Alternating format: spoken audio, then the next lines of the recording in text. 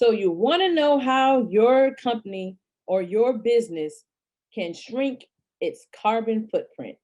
Hello, my name is Chriscilia Lyles Cox, and I am the founder and owner of Summa Consulting LLC right here in the area.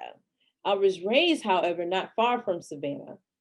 I actually am from a town called Johns Island, South Carolina. That's about 17 miles south of Charleston, South Carolina, the port city. And and that is about an hour and a half to the city of Savannah.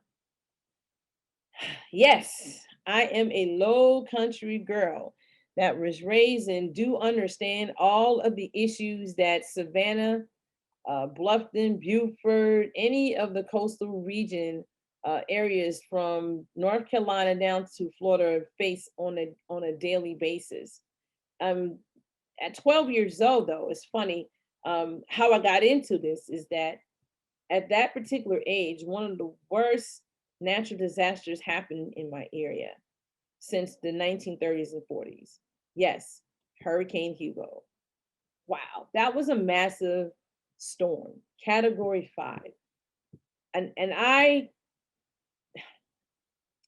it's amazing that we had to evacuate from that area because of where we were, kind of like flooding, like zone 1, just like how Chatham County is in certain areas. So we didn't have a choice but to evacuate.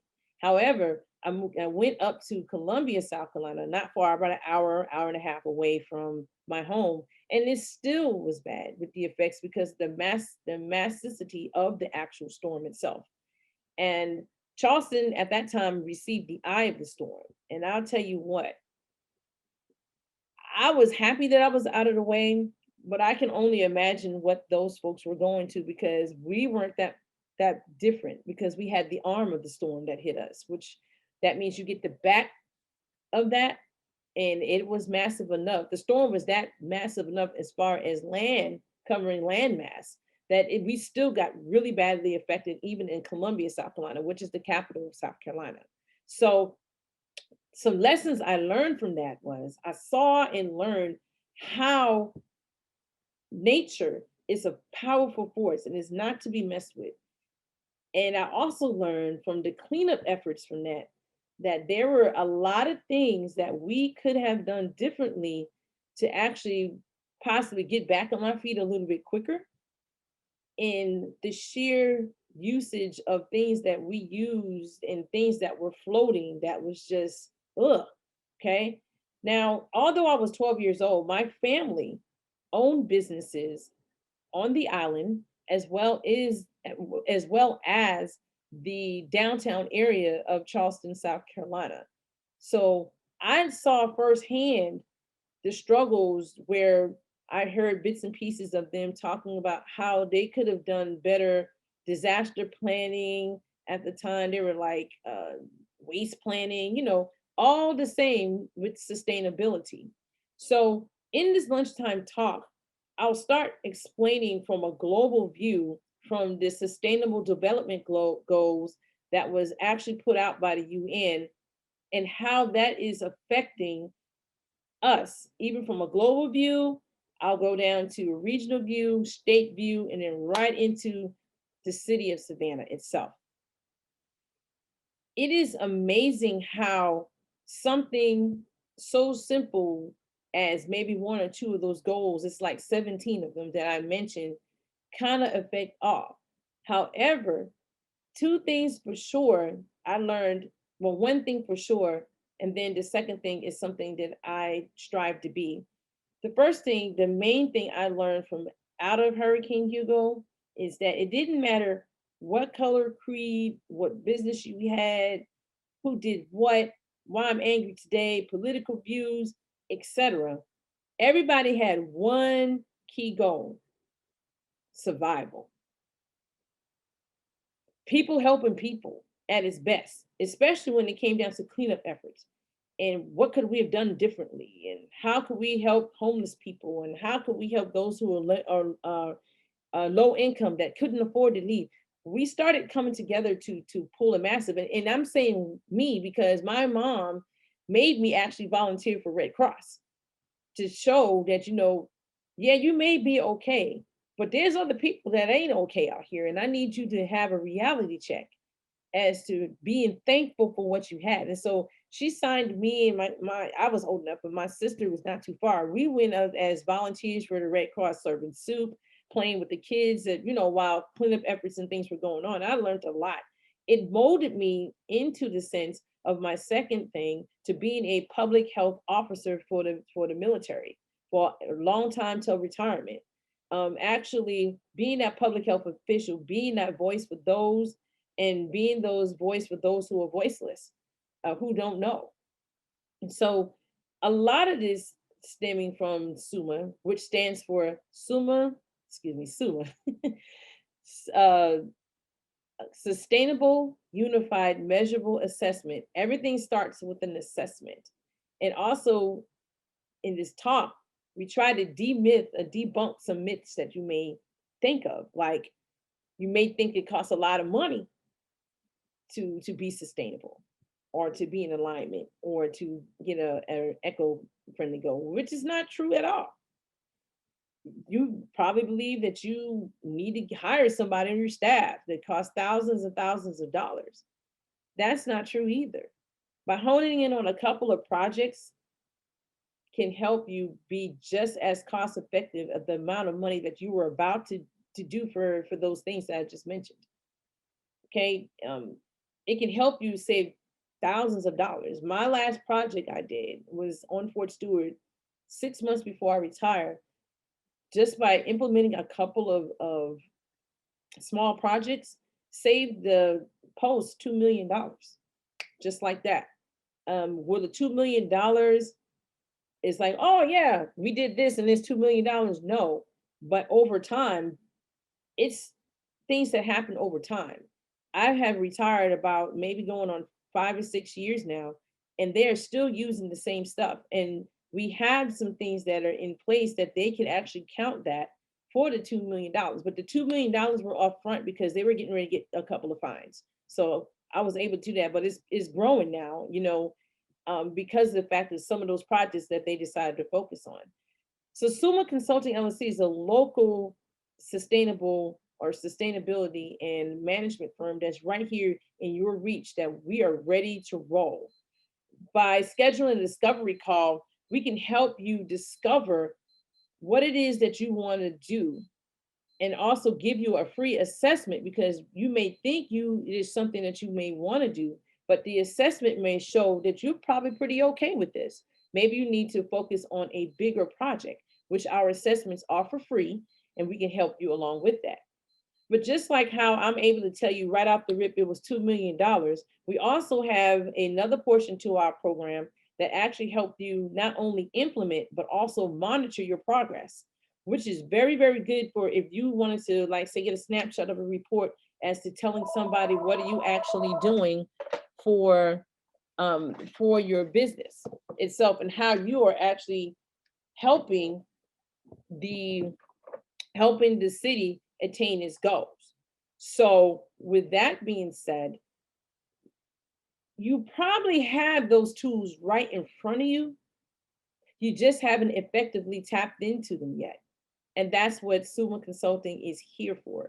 We do things that are customizable for you. So as you go through this wonderful journey of me explaining from a global standpoint and what we're doing on the local level, give us a call so we can help you discover what it is that you can do at this particular time to help augment the actual alignment of the framework that has been put in front of you, as far as what the city is doing for sustainability. I would like to thank the Office of Sustainability of Savannah for some of their data and their information to put into the brief. I want to thank the Climate Reality Project, okay, with Vice President Al Gore, We are partners with them. We are a certified company in delivering some of the slides that you will see today that talks about climate and other SDGs. Also want to thank the Creative Coast for having this platform for us to actually bring this information to you, very, very vital information.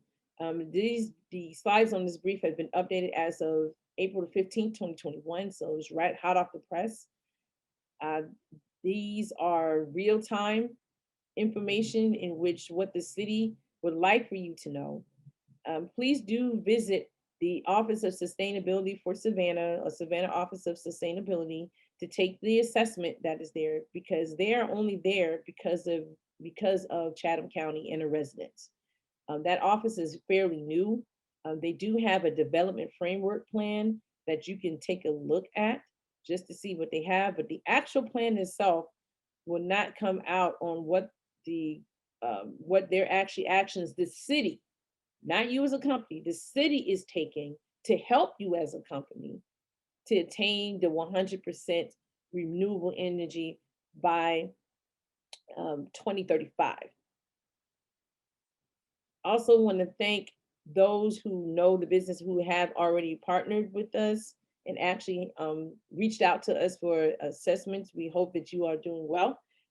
Well, and we'll be seeing you pretty soon, more than likely. And if you and your company would love to get our opinion, our help, and solicit us to help you develop your specific plan, please email us your contact information, as simple as the name of your company, a contact person, a number, and an email to info, I-N-F-O, at summaconsulting.org, and we will get that discovery call scheduled, and we are so elated to actually help you get that started.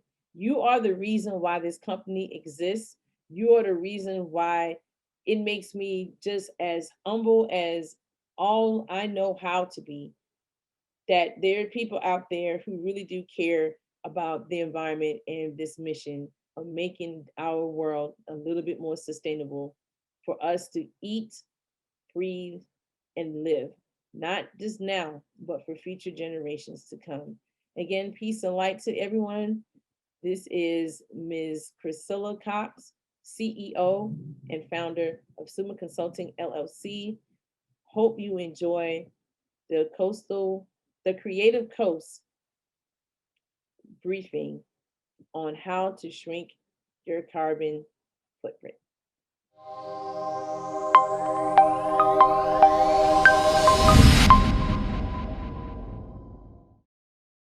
All right, so we're going to go ahead and get started. Welcome, everyone. Today is Wednesday, June 9th. I'm Kate with the Creative Coast, Director of Programming and Communications for the Creative Coast, and this is Lunchtime Topics. About once or twice a month this summer, we are bringing on business experts in the Savannah and surrounding areas to talk about their innovative fields. And today we're going to talk about how to make your company more environmentally friendly with the best green practices for businesses. So we have environmental management and sustainability expert Chriscilia Lyles Cox, who is going to share ways to set goals and modify your operations to reduce your company's carbon footprint and create positive change for the environment. So Ms. Cox is the CEO of SUMA Consulting, which is a company she founded after retiring from the military. SUMA Consulting is an environmental management and sustainability firm that helps various organizations and families, residences develop concrete, practical, short-term action plans to start moving in the right direction for positive environmental impact. So unlike the traditional environmental consulting firms that focus on analyzing these big problems for only large clients, SUMA Consulting works with any sized business or residents. So Chriscilia is here with us today to share her knowledge with Savannah's startup and innovative business community to help these businesses, us, get started on the right foot. Or if you're a professional and you work for a company, you can even institute some of this stuff at work yourself. So without further ado, please welcome Ms. Chriscilia Cox here today. Thank you. Thank you, and good afternoon. I also want to take the time to preference that the company is actually working along with the Climate Reality Project. We do have a chapter here in Savannah. And I am going to actually add pieces of their presentation within this brief because it is very important and it is relevant to what our topic is today.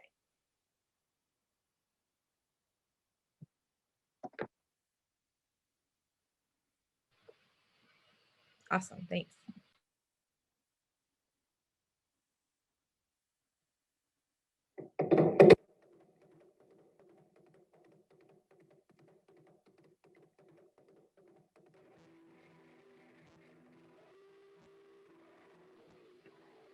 Hey, I just want to let you know, I don't think we can hear the video if there's sound. Oh, there it is.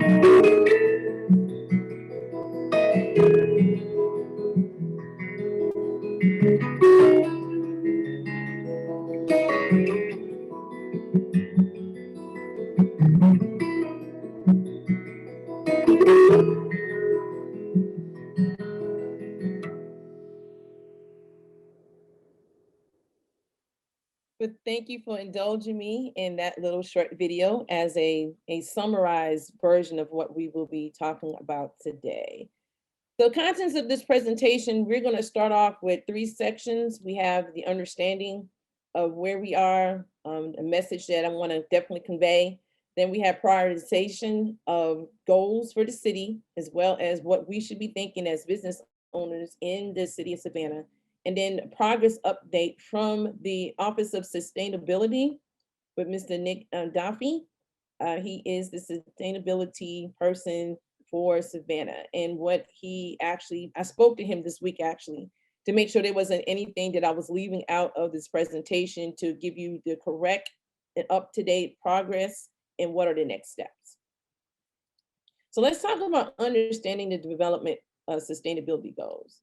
Now, the sustainability or sustainable development goals are goals that are a collection of 17 interlinked global goals designed to be a blueprint to achieve better and more a sustainable future for all. These were set up in 2015 by the United Nations, the General Assembly, and they are intended for everyone in the globe to achieve these by 2030. Now, granted, these SDG goals were developed in the post-15 developmental agenda as a global framework to succeed the Millennium Development Goals, which ended in 2015.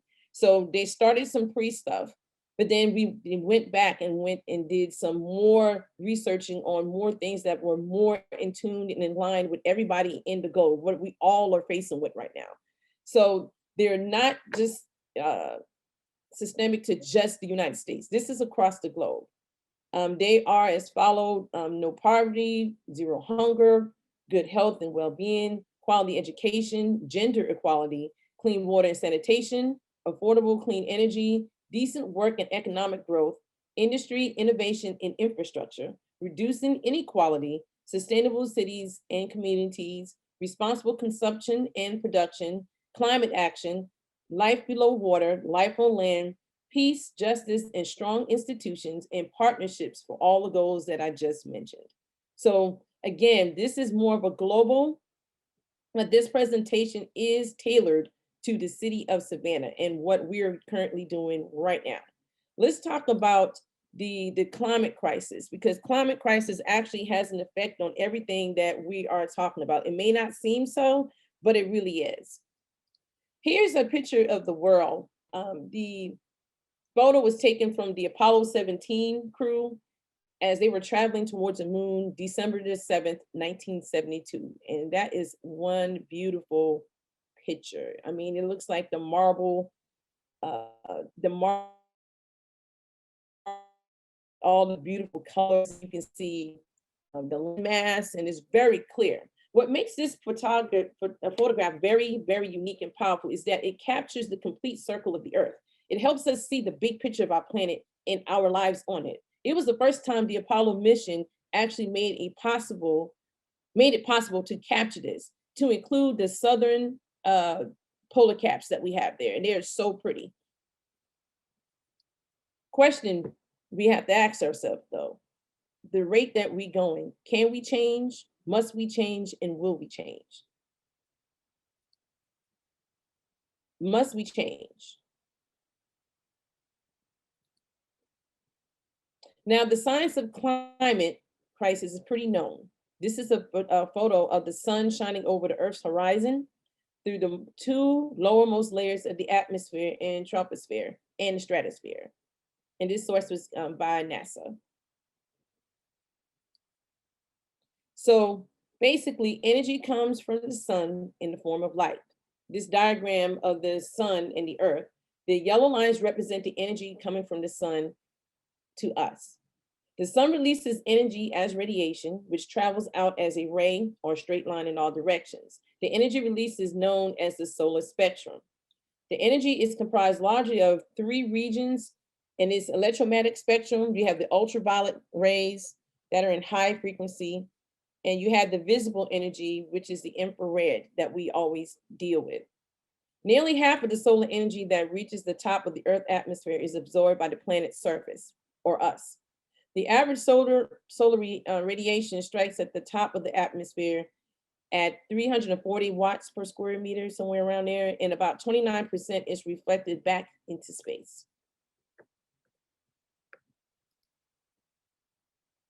Now, the energy is absorbed, and then it goes into a whole nother spectrum of absorbing as it actually warms up.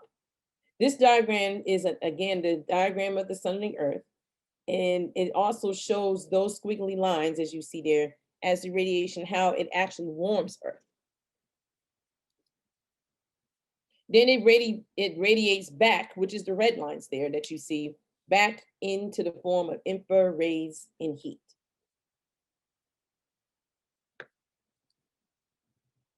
And some of that outgoing infrared is trapped by the natural greenhouse layer, which is good and healthy. So we do need some of this. And then some of that other stuff, I'm sorry, my screen here. Okay, yeah, it did it. Okay. And some of the outgoing infrared radiation is trapped again by the Earth in different directions. As you see, at first we had our lines actually going up, but then it kind of goes back to show you how it warms. And as you can see, it's pointing straight to some place that we are familiar with, water, the oceans, which we love, especially on Tybee Beach. Yes, I love that place. It's awesome. And then as the CO2 concentration increase, more of the outgoing infrared radiation is still trapped. So that's where we start looking at what is not so good. And we're using that atmosphere as an open sewer. So this picture, if you can see all this pollution, it kind of reminds you of when you're going a little bit further, 95, and we actually have factories that we do a lot of things here, going down 95 towards Jacksonville. This picture is articulating is that we're using the atmosphere as an open sewer by pouring 162 million tons of man-made global warming pollution into it every single day, using it again and again and again. It's like a faucet. So this photo is like smokestacks spewing greenhouse gases, including water vapor, and also the effects of the man-made global warming pollution that goes in the atmosphere as much as every 24 hours. And that's a lot if you ever seen a sewage line. And the accumulated amount of man-made global warming pollution now traps as much extra heat as it would be released by 600,000 first-generation atomic bombs exploding every single day. I don't know if you ever heard of the atomic bomb in World War II, but that's a lot. This text slide is about extra by global warming pollution and the equivalent to it. And this statement was given by James Hansen. Where did this all come from? Well, it comes from a lot of sources. Agriculture, which we're familiar with here in the state of Georgia, the making of plastics and petrochemical minings, transportation, the thawing of the permafrost, and all others. This description on this picture here actually is a graphic representation of major sources of greenhouse gas emissions. I know we all familiar with coal mining here in Georgia. We have coal plants, we got oil production, fertilization for crops, landfills, air transport, you name it, we have it.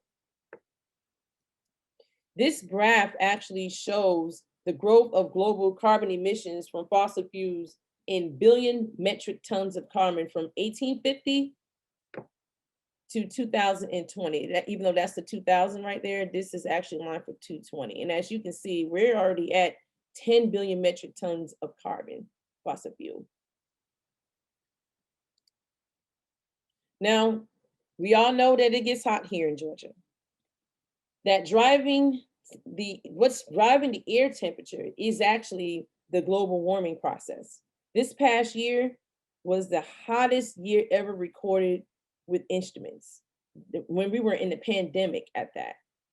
That actually beat out, or narrowly beating out, the year of 2016, in which we had the same exact pattern, but it's extremely clear. So this graph shows the global average of surface temperature anomalies every year from 1880 all the way up to 2020. The increasing levels of heat trapped in green gases such as carbon dioxide, methane, and other nitrous oxides, the atmosphere are causing the rise in temperature. And we see it happening every day. 1 minute, it's probably 90 degrees, probably 3 hours later, we get up to being 96. There were some evenings now, we even got up to 100, and this was all before March, or around the March timeframe, here just in Georgia alone and on the East Coast.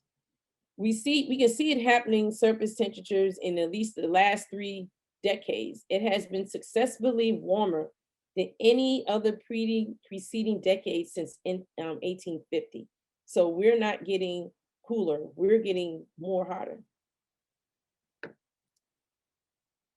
So 19 of the 20th hottest years, and this is what they have been recorded ever since the 2002.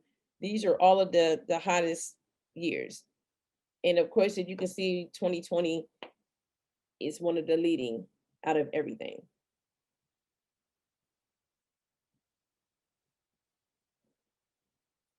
This is a picture of Los Angeles. This was last year in September, when we're supposed to be cooling off. It got up to 121 degrees there. And the exact date is actually September 6th of last year. This description is someone just trying to cool off at a fire hydrant.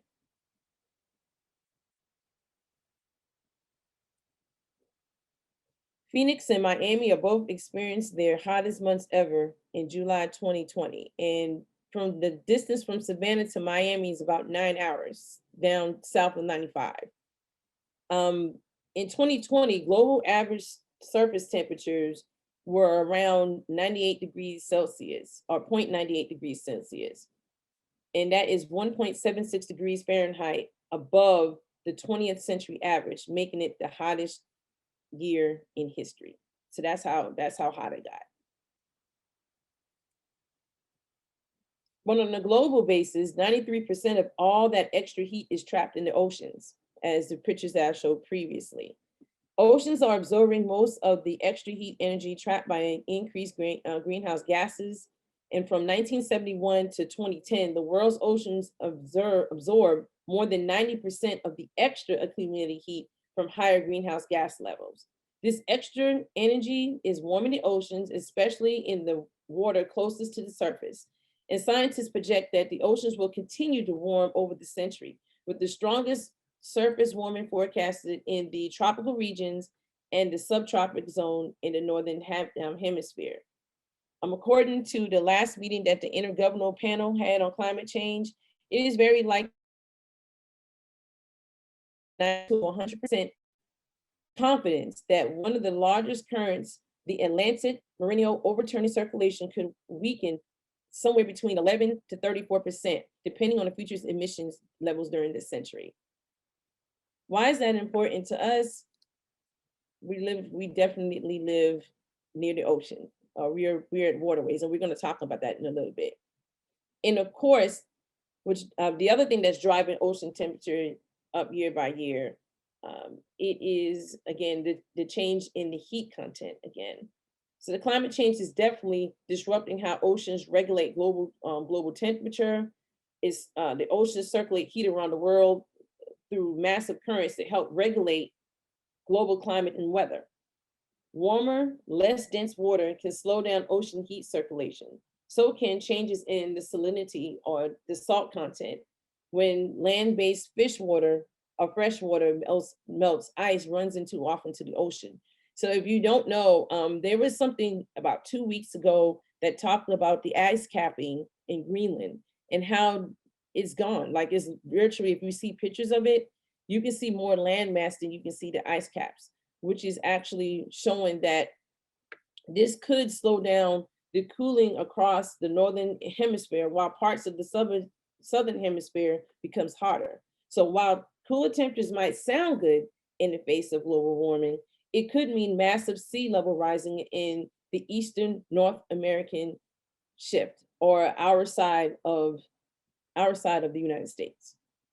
And that shifting rainfall patterns could dry up places like the Europe's rivers that are also on the same side or across the Atlantic. So it is becoming a serious concern. And this slide right here shows the increase of global ocean heat contents in varying depths from 1960 to 2019. And the text is saying that half of the increase occurred in less than 20 years. So that's in 20 years how much we have actually have devastating effects from the warming of the ocean.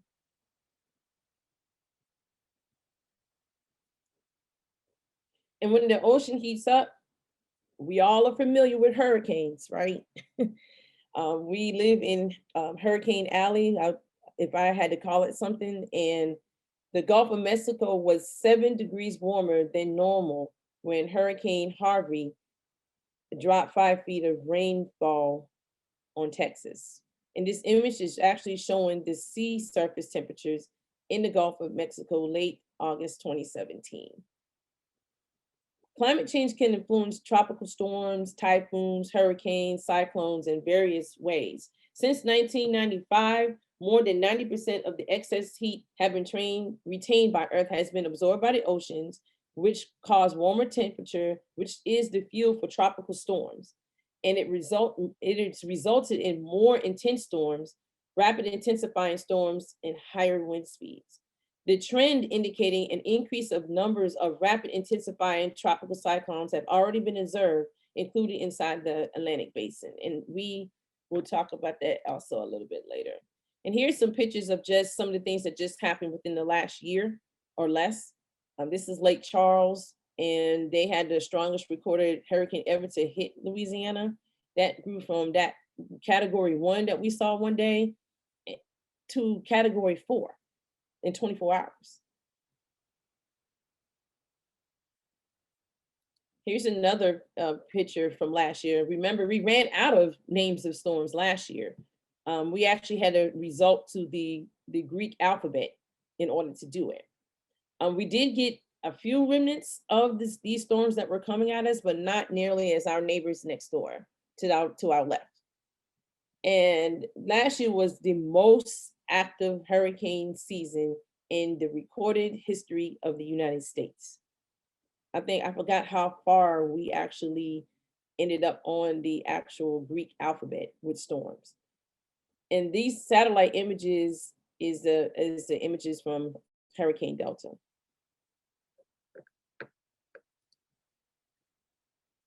I put this picture in here of Mexico because it's not far from where most of the storms and stuff were hitting last year. And this is just showing how immigrants or migrants actually had to move out of their area to try to find some refuge. And once again, lived in impoverished regions start picking up their states and moving towards Mexico, towards the northern border to try to get to safety because of storms. Many experts see climate change as a triple threat in the diving and conflict, a driver of conflict, and things such as the global food stocks and human security can be an issue for us in the future.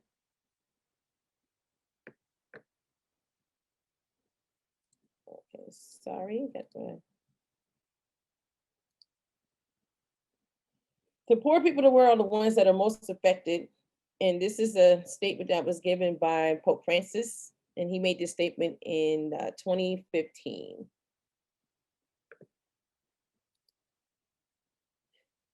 And this is just a blank statement. As temperatures increase, the oceans evaporate more moisture into the sky, which causes all of the wonderful storms and things that we are experiencing to date. These are other groundbreaking precipitation anomalies. And this graph is from 1952 to 2016. For each 1 degree Celsius of warming, the amount of water vapor in the air can hold up to almost by 7%. The more water vapor in the air, the more water available to form in extreme single event downpours. This is just a picture of the microburst over Phoenix during 2016. Bringing it a little bit closer to date, here is a photo of a capsized fire truck in the floodwaters of Nashville, Tennessee this year. And that was due to heavy rainfalls that landed inside the Nashville area. Kind of hit home because we're in a high flood zone in Savannah. So this is just showing how this precipitation can lead up to things of this nature and why it's such an issue when we tell people to evacuate from out of the downtown area. This is 2019. Put this picture here relevantly because we have seen around the country repeated flooding, and actually Black and brown indigenous people have been affected the most. And this photo is talking about or showing how people are evacuating from disappropriated or disproportional areas in the community that are in flood zones. Global warming is actually throwing the water cycle way out of balance, leading to more floods into places like this.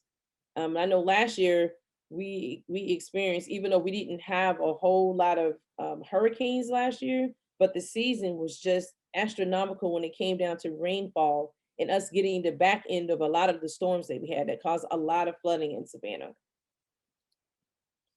If you look at the 10 counties that are most vulnerable to disaster, We're not on this list. However, this is just 10 of the counties that are rated the most vulnerable. And on average, it's about 81% persons of color that lives in these areas.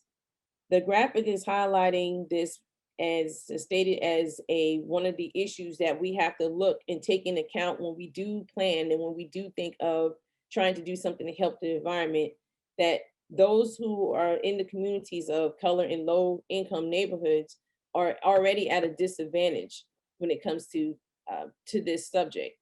Notably, minority communities are more vulnerable to disasters and extreme heat because the way how they're set up.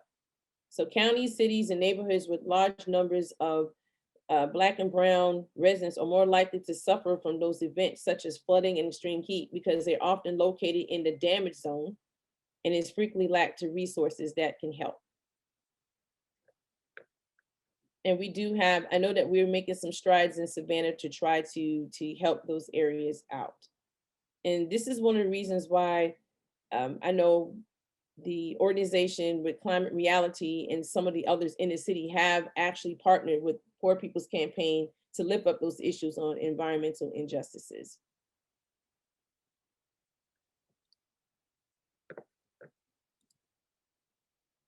We are familiar with farmers. We have a lot of them in the area. And in 2019, they were prevented from actually planting great harvests and great seasons. The heavy rainfall and the flooding that we had. And slide is just talking about that. Mainly when you look at places that really are more agricultural, say for Savannah in our area, we do have a lot of farmers that are trying to recuperate and recover from 2019 till now.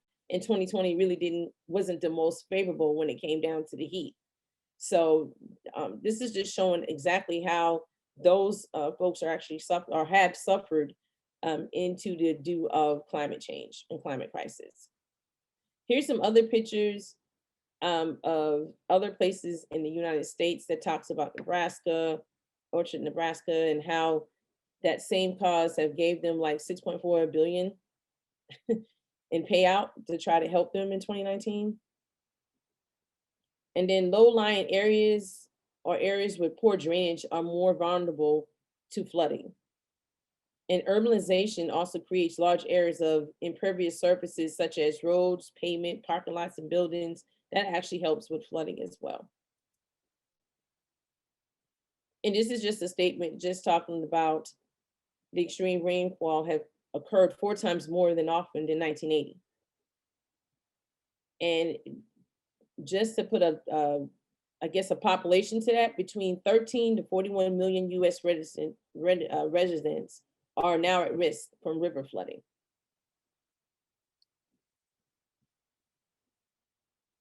This is just another statement actually showing the same extra heat and what it does. And then we go straight into how this is affecting when we don't get rain is precipitation.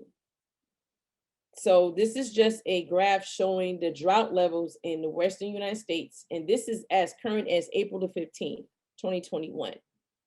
And the text is stating that 78% of the US West is experiencing right now current moderate to exceptional droughts. The most places that are affected or states is Utah, Arizona, New Mexico, and Nevada. They are particularly getting hit hard. And 93% of California is right now currently in a drought situation. Of course, we're familiar with fires, not so much on this side per se, but our Western United States who lives in the West, they are experiencing that. And this graph is comparing the number of large fires with the region's average summer and springtime temperatures from 1980 to 2018. And you can just see the average of the heat and then how many large fires they have experienced. So climate change is currently hot, dry conditions that increase the risk of fire activity. And they're not only getting bigger with fire, it's getting fiercer. They are hotter and they last longer. And we're gonna see a couple of slides down just a couple of other photos of how long this was going on. But this photo is a photo of a destroyed neighborhood that happened within the last 4 years from different neighborhoods in California and how much money they're spending or have spent.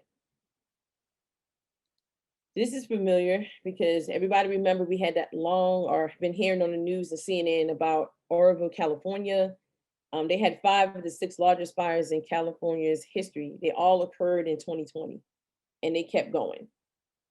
They burnt millions of acres and forced thousands to evacuate during this time. And the experts project that wildfires are related to damages will kind of increase globally as we continue. This is Ashland, Oregon. Same thing where they had like in the mid-September, they had like 2,300 homes had burned. And then this is just worldwide extreme weather, catastrophic things, period. And if you put all these climate related disasters together, the reinsurance industry shows us that this pattern is unmistakably clear. And so this is from 1980 to 2020, all of the different types of catastrophic extreme weather patterns that we have had.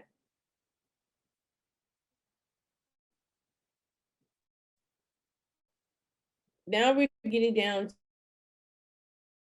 to back to the cities, 10 cities that are at risk for sea level. And as you can see, south of us, Miami is one of the 10 cities, and this is at risk by the year 2070. And this is they're looking at the risk by millions of people that live in these cities. The global warming is also accelerating the sea level rise, which have serious consequences for the planet. Today, on average, seas are rising 25% faster than the late 20th century. Researchers conclude that even if the strictest global emission standards are met, sea levels will still rise from either 0.7 to 1.2 meters within the next 2 centuries.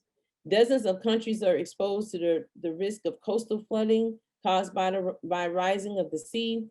Nearly 1/3 of the world's population, or somewhere close to 2.4 billion people, live within 100 kilometers of the coastline, are vulnerable to sea levels even rising faster. Savannah is one of those cities, and we're going to talk about that here in a sec. This is caused again by the melting glaciers that I spoke about earlier, and the land-based ice formations that are retreating or melting during the summer because of the unusual warm temperatures that have led to greater than average melting. I'm losing it. I lost my spot. Okay. So here's just a picture of, again, sea rising in Miami. This is in a parking garage of a building or a facility. And the sea levels went that high so they had an octopus inside their in their parking garage. Then just to show you how much how much this is actually causing a problem. Now, north of us, the city of New York, this is how much their actual real estate assets now lie in flood zones. 129 billion.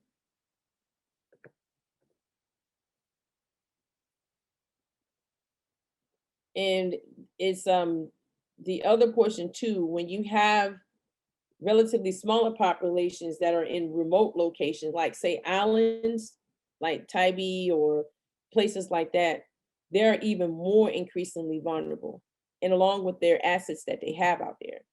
So currently, we are trying, it's the climate crisis as it worsens, and more people are displaced by the rising sea and other climate related impacts, legal protections will become even more and more important for those that are living there.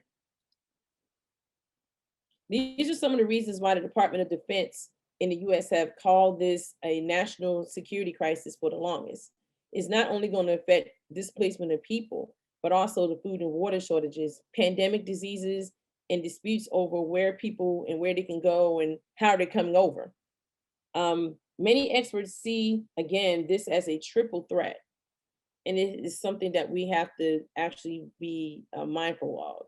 But climate change is the biggest global health threat of the 21st century. And this is coming from the Lancet Countdown on Health and Climate Change. It's stacking the deck against the healthy human population with vulnerable communities, particularly at risk. Then you add heat stress, air pollution, you add mental disorders that we are facing right now from just pandemics and just mental illnesses, vector-borne diseases, and food. All of this is because of the changing in climate. Some of these things, definitely other areas are taking note of it. Now, this is in China. Why did I stick this in here? Well, they're one of the remaining wild places where it's just nothing but forests and just land structures and just natural, like the natural of the earth. They have only a few remaining places like this, and this is one of them. And this is a picture that was just taken probably over a year ago.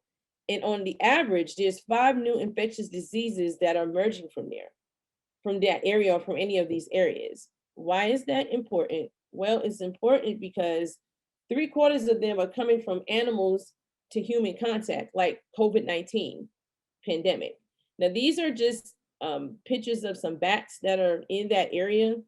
And they're telling us that as we keep on infringing or going into stuff and or being displaced for that matter in some of these regions, 75% of all the new emergent infectious diseases are zoonotic, and it's coming from animals to human. Forests are more than trees. They provide food, water, livelihoods, and they're very integral to the global economic system.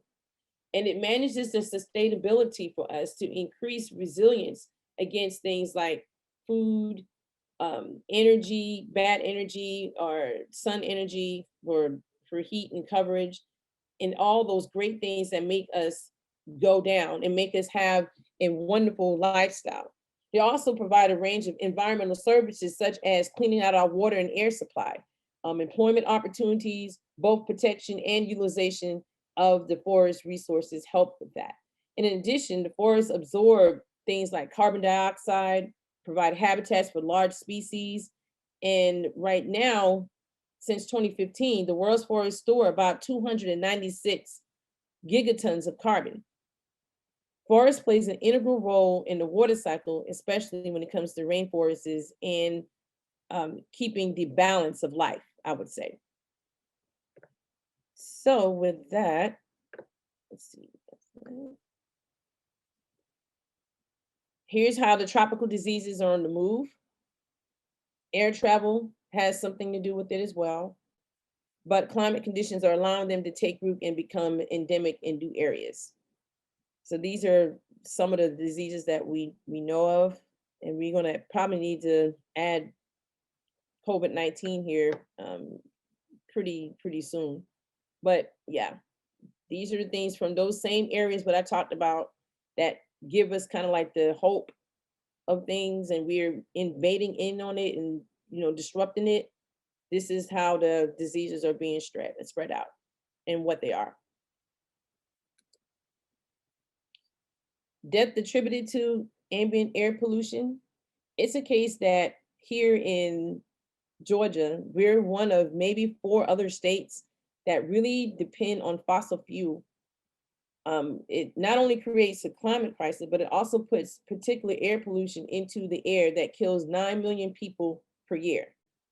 This map is showing the map of deaths that is attributed to it, with countries colored by number of deaths per year. And it also is changing our climate and making public health impacts of COVID-19 even worse. So there is a correlation to air ambient pollution and COVID-19 making it worse. Although there's no evidence directly related to the emergence of COVID-19, climate change can indirectly affect a larger COVID-19 response due to its impact on public health, stress on health systems, and people living with poor quality, especially those are most vulnerable, like our homeless, people with homes lacking air filtration, or people with compromised health already. They're more likely to die from COVID-19, just as researchers show that people are exposed to more air pollution and who smokes fare worse than respiratory infection. So when you inhale that, that's worse than even smoking a cigarette, and that's scary.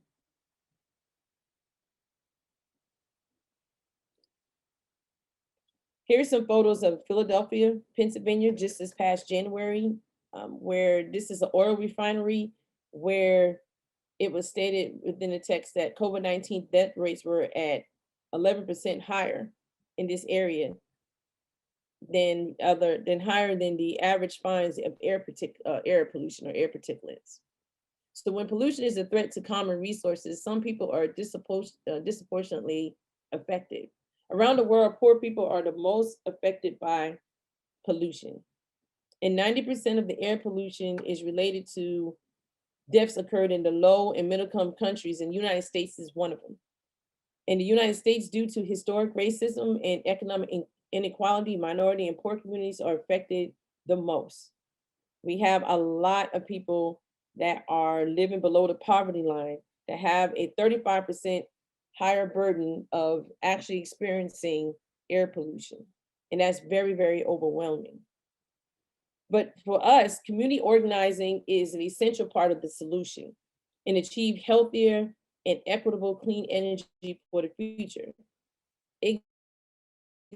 The city of Savannah, Georgia, already signed a resolution committing to the transition of 100% renewable energy by 2050. Thanks to the efforts from the Savannah Coalition, which comprised of faith groups, local businesses, and environmental justice organizations. The only other two cities in the state of Georgia that have signed close to an agreement as such is Athens, Georgia, and Atlanta, Georgia. So we, as the city of Savannah, are leading the way when it comes to this. So that's the first section, just to give you a background of what is next and what the objection or what the objectives are for the city of Savannah. So now we're going to talk local in the city of Savannah and why all of those things that I mentioned were important. City of Savannah have 6 objectives that they already put in place for all of us, from the individual all the way up to business, to government spectrum, to reduce greenhouse gas emissions from government operations, building healthier and more resilient city in 5 major areas, but there's 6 objectives. Each area has a corresponding indicator that measures impacts of various action and reduction strategy on the greenhouse gas emission, and also community health and wellness. So the plan addresses the following, and this is coming from the Sustainability Office of Savannah: outreach and education, water resources, transportation and mobility, built environment and energy, green space and community, and solid waste. Why is this a great time? Any direction is better than no direction at all. My company and I are genuinely committed in helping you meet the city's goals and achieving renewable energy via reduction of your carbon footprint. As a decision maker, you inspire us, because you're going to take some, or we're going to talk about some, just little bit of actionable items that can help us meet to get to this goal that the city has set. So in order to create an impact, you have to do 3 things. You have to understand your print, you have to demyth yourself, and then you need to get in alignment. The first one, understanding your footprint. What is the mission of your particular organization? What are the operations that you do within your company or organization? And then where are you headed? This is important because you need to know what the mission you were based on, so you know why you're in the current structure you're in, the operations, the things that you do on a daily basis, and then you also need to know where you want to go in the future.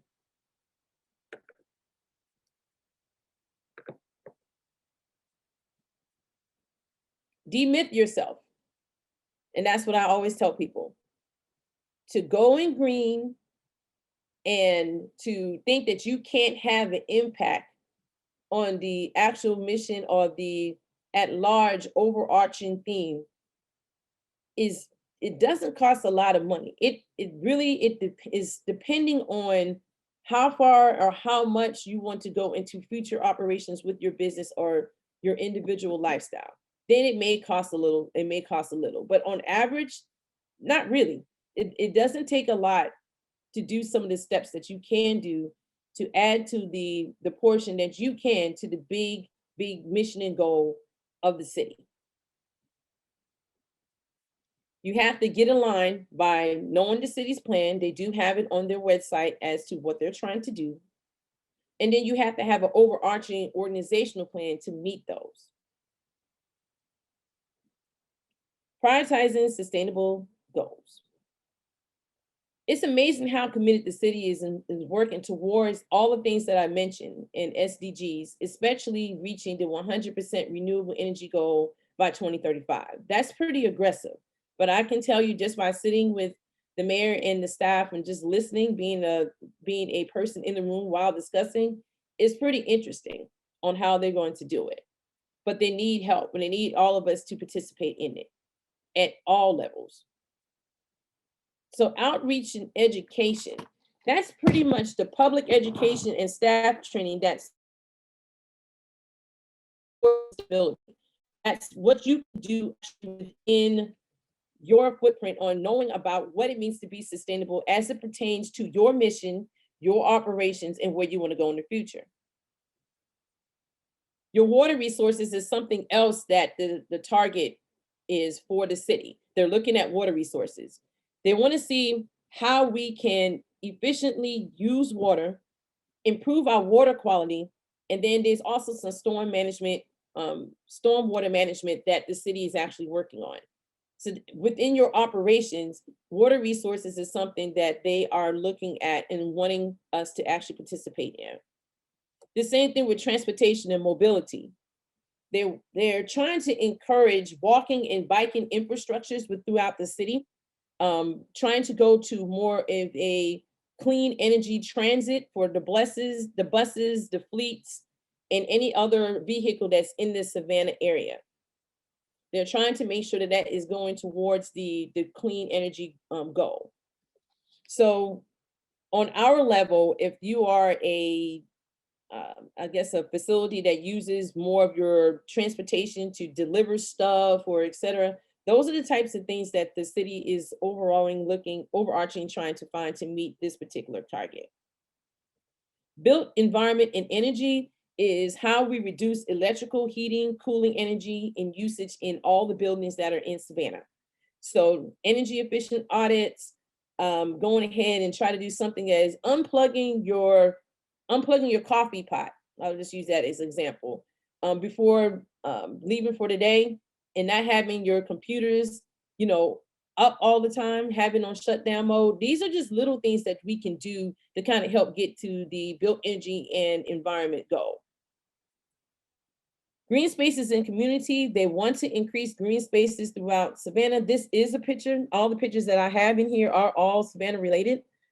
This is at the height of when the mayor actually said that we're going to mask up regardless. We have some people that probably wasn't feeling it, but this is a picture that was taken in the park of one of the places in which we actually improved the green space. But this healthy green spaces, if you look in the city, there is places where you have healthy food access, and then also they're trying to lower the impact of development. When they're building new buildings in the city, they're taking in consideration the low sea levels and et cetera. And last but not least is the solid waste, trying to improve the city of Savannah recycling, composting, and alternative disposal and reuse options for the city as a whole. So these are the areas in which the city is trying to gain more support from business owners, individuals, and families alike. So must we change? Yes, we have to. Can we change? Yes, we can. And we do have solutions at hand here in the city. So to go towards progress towards these goals, these are the progress updates that I was given to give to everyone today. The City of Savannah Sustainability Office have built out action items for a plan for December 2021. They will make that known to the public. However, they need your survey information in order to get it by taking a survey that is on their website for the Office of Sustainability. They want everybody's input because, honestly speaking, the Office of Sustainability actually came into existence because we actually made it a priority to saying that we can be more sustainable in the city of Savannah. But they want to, the last time they updated the plan or they got input from the Chatham County was 2016. So they're hoping that the people would automatically take the survey to finish up the 5-year assessment and review so they can put these action plans out to the public December of 2021. The city since then, from 2016, have gained more involvement. As you can see, the video that I played earlier was a group effort from the Coalition, Climate Reality Project, faith-based groups, and et cetera, to include the intergovernment of the city of Savannah. They made that 2-minute and 46 video to summarize exactly where they're trying to go. And the three, again, the continuous need of community participation in the because you do have a voice and you can make a difference. The next steps for the businesses, I would say review your city plan, conduct an assessment for yourself, get assistance developing a strategy on how to reach the goals of the city and goals for your organization, develop policies and procedures. You implement those in phases. One of the main mistakes that we do is we try to do everything at once. Rome is not built in a day. Neither does your goals will be accomplished in one day either. So with that being said, taking it in phases on little, small, actionable, achievable things can help you get to your larger things in the future. And then of course, you always have to monitor your progress and then make adjustment as possible. So how we can help for SUMA Consulting, it's a lot that I know I packed into this 1-hour presentation. Each one of those areas could have been an hour presentation on their own or even a half a day. For most clients that I do deal with, they always schedule a discovery call because guess what? Your plan is not cookie cutter, and that's the other thing.